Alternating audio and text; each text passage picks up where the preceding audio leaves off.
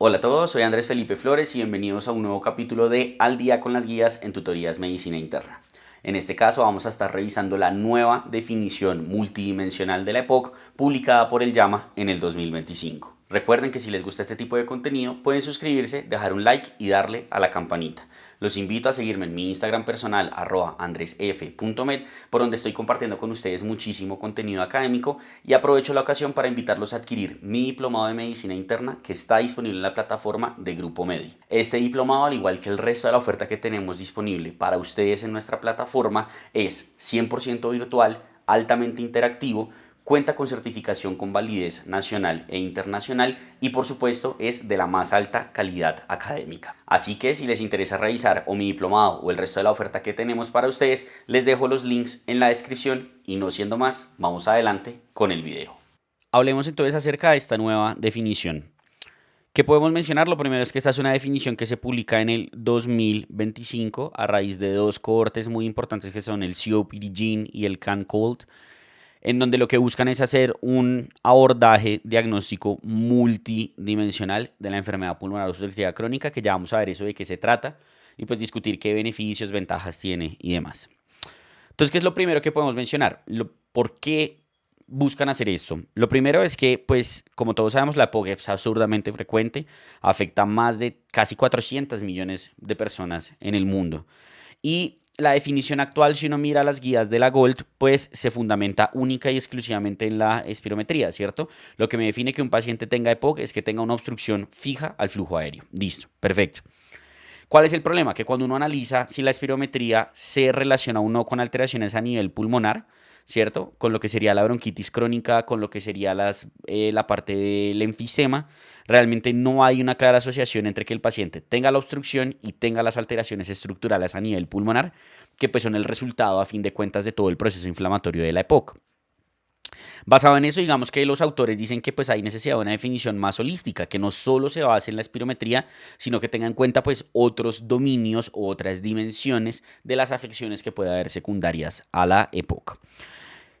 Y digamos que para establecer esto, para fundamentar esto, lo que ellos dicen es, vea, las alteraciones estructurales, cuando nosotros imagenológicamente evidenciamos que ya hay cambios en el parénquima pulmonar secundarios a la enfermedad, eso sí predice obstrucción. Porque en aquellos que tienen engrosamiento de la vía aérea, resulta que el riesgo aumenta 2 veces a 5 años de obstrucción en la vía aérea. Y en aquellos que tienen enfisema aumenta 4 veces a 5 años. O sea, claramente sí hay una relación que no la encontramos con la espirometría. Entonces, con base en eso, ellos dicen, vamos a hacer una propuesta, y esa propuesta es que vamos a tener unos criterios diagnósticos mayores y unos criterios diagnósticos menores basados en imagenología y en sintomatología para así abordar todas esas dimensiones de la enfermedad. Entonces, digamos que la parte del criterio mayor va a ser pues que el paciente tenga una obstrucción fija al flujo aéreo, que va a ser un FEV1 sobre FBS menor a 0,7 o menor al límite inferior de la normalidad, dependiendo pues de lo que se utilizara. Recordemos que por ahora por la GOLD esto es lo que seguimos utilizando, ¿cierto? Por ahora por la GOLD esto es lo que seguimos utilizando, pero pues ya hay muchas, digamos, sociedades y demás que indican que la espirometría la deberíamos interpretar por el valor Z, que pues es el límite inferior de la normalidad. Y en criterios menores incluyen entonces enfisema o que haya engrosamiento de la pared bronquial, y en sintomatología una disnea entendida como un MMRC igual o mayor a 2, una alteración en calidad de vida entendido como un CAT score igual o mayor a 10 o un SGRQ igual o mayor a 25, o que el paciente cumpla la definición, digamos, epidemiológica de bronquitis crónica, ¿cierto? De tos con producción de esputo por lo menos 3 meses en los últimos 2 años. ¿Cuándo entonces el paciente va a tener diagnóstico de POC? Va a tener diagnóstico de POC cuando tenga el criterio mayor, que va a ser la obstrucción al flujo aéreo, con algún criterio menor. Puede ser imagenológico o puede ser sintomático. Mientras que si el paciente no cumple el criterio mayor, va a tener diagnóstico de POC si tiene 3 criterios menores o más. Pero hacen una aclaración que me parece bastante importante, porque imagínense que tenga pues todos los criterios de síntomas y sea porque tiene otra enfermedad. Ellos dicen, si los síntomas se pueden explicar por otra enfermedad, el paciente tiene falla cardíaca, el paciente tiene un cáncer, algo por el estilo, para cumplir el diagnóstico debe tener los 2 criterios imagenológicos. O sea, debe tener 2 imagenológicos y por lo menos uno sintomático, si los síntomas pueden ser debidos a otra causa. ¿Cómo, digamos que lo aplicaron o cómo funcionaría esto si uno ya lo quisiera aplicar en la vida real? Pues fácil, el abordaje inicial empieza igual. Tengo un paciente que le sospecho EPOC, le pido una espirometría. Y si en esa espirometría el paciente tiene el criterio de obstrucción, listo, el paciente ya tiene un criterio mayor. Y cumple un criterio menor, solo con los síntomas, listo, tiene diagnóstico de EPOC. ¿Por qué es importante esto? Porque esto quiere decir que si yo sigo esta ruta, que realmente es la que he seguido hasta ahora para diagnosticar EPOC en todos los pacientes, no necesito hacer un TAC. ¿Listo? Que es importante porque una crítica fue como, va a tocar hacerle TAC a todo el mundo. Pues no, fíjense que no necesito hacerle un TAC. ¿Listo? Y si el paciente teniendo obstrucción fija al flujo aéreo no tiene por lo menos un criterio menor, ese paciente no tiene poco, que también es importante, ¿cierto? Necesitan tener algo adicional a la obstrucción para tener el diagnóstico de POC. Ahora, mi paciente no tiene una obstrucción fija al flujo aéreo y no tiene una enfermedad que le explique la sintomatología. Si tiene 3 o más criterios menores, tiene POC. ¿Listo? Mientras que si tiene una causa, si tiene los 2 criterios imagenológicos y por lo menos uno sintomático, el paciente tiene EPOC. Entonces, ¿qué quisieron hacer ellos? Ellos dijeron, listo, bueno, tenemos esta idea, parece que es buena, pero ¿cómo la vamos a evaluar? ¿Cómo vamos a definir que efectivamente esto va a servir o va a cambiar en algo la forma en la cual diagnosticamos la EPOC y lo va a hacer de una manera apropiada, ¿cierto? Entonces, lo que ellos hicieron fue coger 2 cohortes históricas que tenemos de EPOC, que son el COPD gene y el CAN-COLD. En el COPD gene tenemos pacientes que son fumadores actuales o exfumadores de 45 a 80 años con un seguimiento a 10,5 años. Mientras que en el CAN-COLD incluyeron a no fumadores, que eso es bastante importante, mayores de 40 años con un seguimiento a 10 años. Aquí tenemos todas las características de la cohorte respecto a los criterios de inclusión y a los criterios de exclusión, pero pues digamos que lo importante sobre todo es never smokers en CAN-COLD y en COPD gene, pues sí definitivamente pacientes que tuvieran por lo menos una historia de un IPA de 10 o más, o sea eran pacientes que tienen un tabaquismo pues importante, ¿cierto? Que sería como lo que tendría que tener en consideración. ¿Cómo evaluarlo entonces, cierto? Ya tenemos la población en la que lo vamos a evaluar, pero ¿qué vamos a hacer entonces en esa población? Lo primero es que van a evaluar la espirometría pre y post broncodilatador y van a definir pues que el paciente tiene obstrucción cuando antes y después del broncodilatador tiene esa relación menor a 0.7 y ellos aclaran, como sabemos que ahorita se diagnostica con límite inferior de la normalidad, cuando es posible y tenemos el valor, van a hacer un análisis utilizando esto y no el criterio de 0.7. ¿Listo? A ver si cambian algo los resultados que ellos van a plantear o lo que van a evaluar. El paciente va a tener un PRISM, que eso es una nueva clasificación que ya viene desde hace unos 2-3 años en la GOLD, que es el paciente que tiene la relación normal, pero el FEB1 está disminuido. O sea, tiene algo de obstrucción, pero no cumple el criterio de obstrucción que se ha establecido para hablar de una obstrucción fija en los pacientes con EPOC. Y hablan de un paciente GOLD 0, que es ese paciente que tiene absolutamente todo normal. ¿Listo? Más o menos sería la forma en la cual ellos lo evalúan.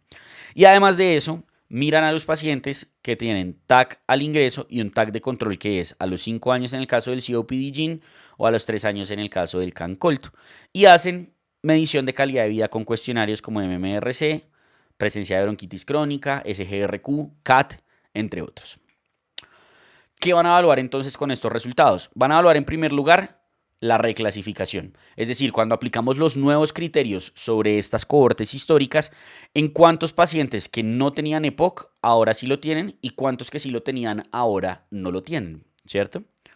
Y evalúan los desenlaces. En estos pacientes que reclasificamos, tanto como positivos como negativos, realmente estamos evaluando o estamos clasificando como EPOC a los pacientes que tienen más mortalidad por cualquier causa, por causa respiratoria, más exacerbaciones o más progresión de la enfermedad, entendido como un deterioro del FEB1 que me habla de una mayor obstrucción al flujo aéreo.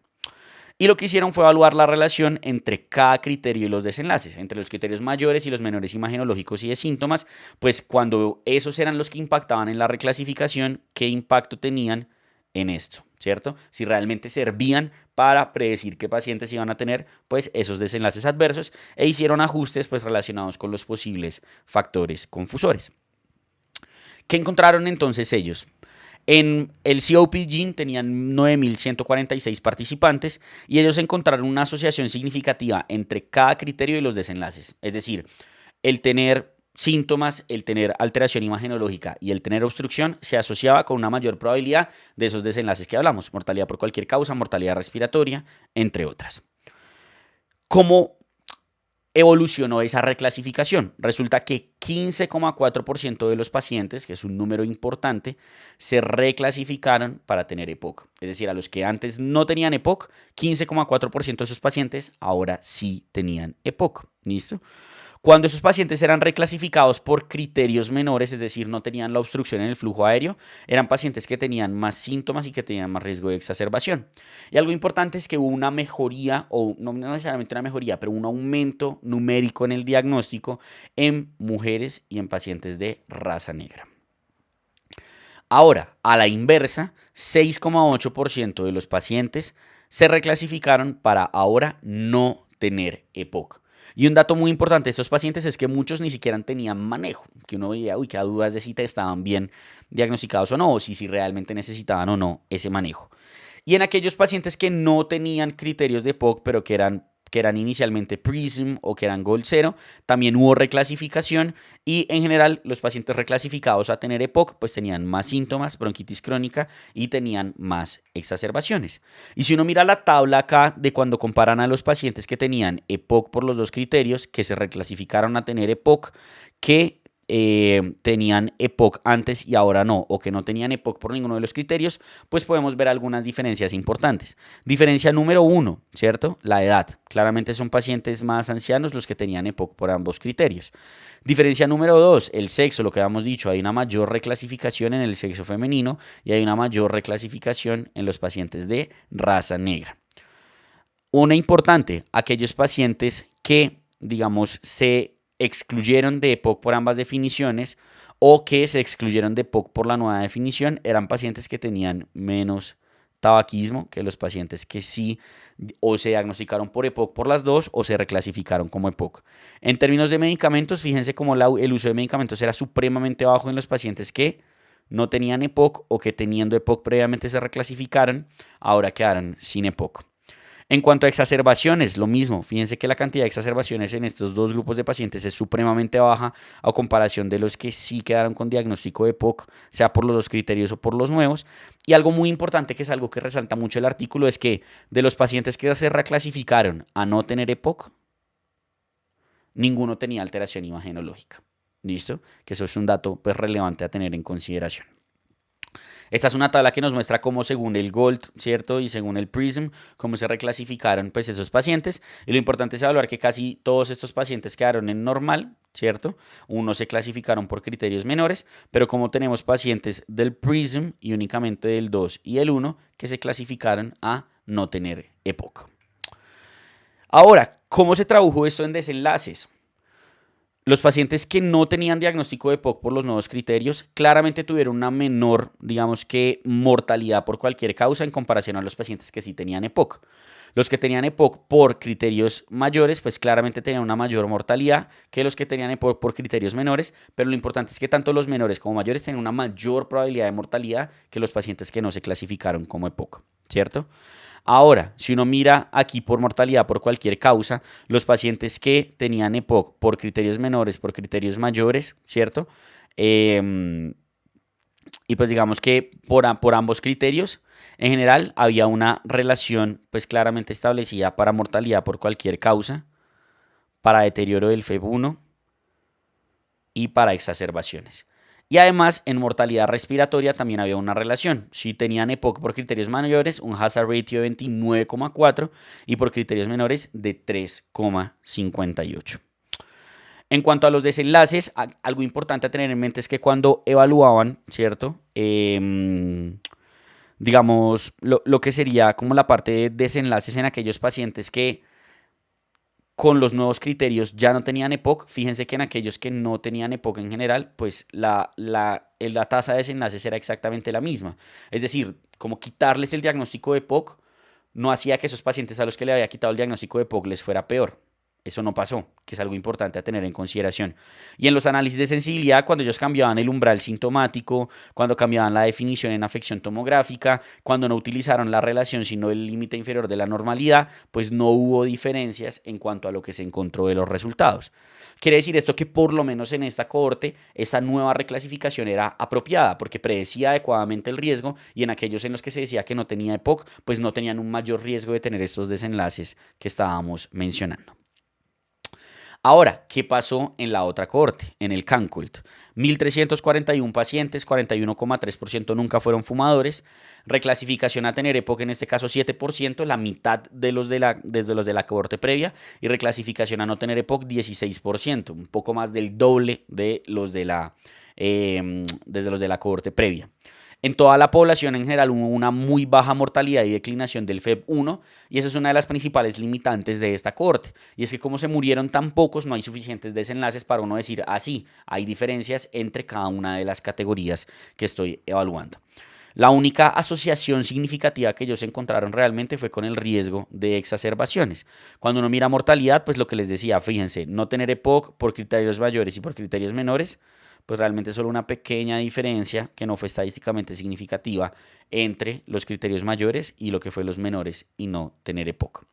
Limitaciones, como les decía, esa baja mortalidad es muy importante. No había casi población minoritaria como si lo había en el COPD GIN. No hay valores como por ejemplo el área bajo la curva o el estadístico C, sensibilidad o especificidad en ninguna de las dos cohortes. ¿Por qué? Porque pues digamos que no hay un gold estándar para decir cuál es el diagnóstico de EPOC en estos momentos porque están tratando de crearlo, por así decirlo. Posible impacto en pacientes con asma, utilizaron variables como el SGRQ y disponibilidad de TAC para todos, pues ya dijimos que si lo aplicáramos a la vida real pues no es necesario, pero pudiera ser necesario en muchos escenarios en esos pacientes que no tienen ese criterio mayor, que a fin de cuentas es los pacientes que creo esta definición busca incluir en el EPOC. Entonces vamos a hacerle TAC a todos esos pacientes, pero esas son como las limitaciones que habría que tener. Conclusiones propias mías que yo creo que es una aproximación muy buena y muy apropiada para tratar de redefinir la EPOC. Pero que creo que toca esperar a que se reúnan las personas que más saben y definan si van a apropiarse o no de esta definición. Esta es una nueva definición, es una propuesta, es importante.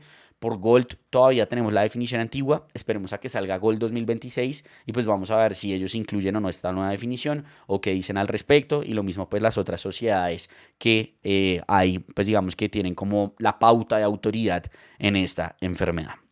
Y con esto terminaríamos entonces esta presentación. Espero que les haya gustado. Cualquier duda que tengan, déjenla en los comentarios. Trataré de responderla lo más pronto posible.